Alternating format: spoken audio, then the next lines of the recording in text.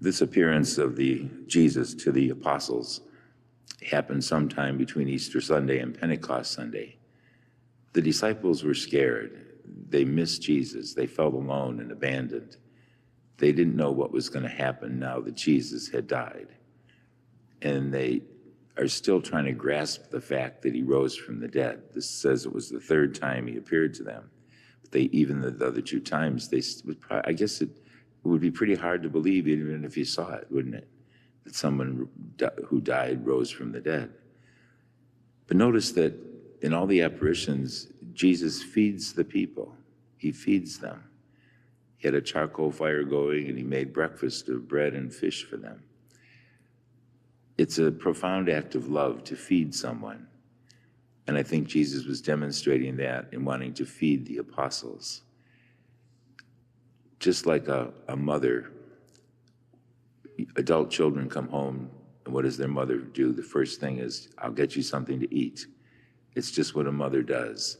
Maybe that's because she's, has fed them at her breast, they'll milk from her own body. In a way, she gives her body and blood, doesn't she, to her baby when she's feeding it. And so there's a profound act of love there. And Jesus, in the same way, gives us the bread and wine, the body and blood of his Eucharist. He feeds us with his body and blood. He's always wanting to feed us because he wants a profound, loving relationship with us. And so as we celebrate the Feast of Easter, we're now between Easter and Pentecost in the liturgical year. And we're still grasping the fact that he rose from the dead and trying to get a deeper understanding of it. And the good news is that the Lord is with us. And he's not only with us, but he feeds us with his body and blood in this Eucharist that we celebrate this morning.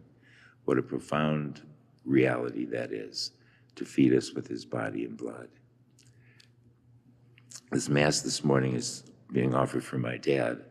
He yesterday would have been his birthday. He would have been 97 years old. And I wore this vestment because it was given to me in memory of his mother 45 years ago, I think it was, or 43 years ago. And I think of Grandma Ols. We go to her house, and what did she do? She fed us.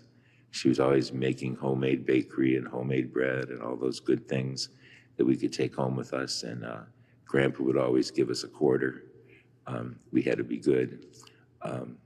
But all those things you remember, and our parents fed us, our grandparents fed us, and those were profound relationships. So it's with joy today.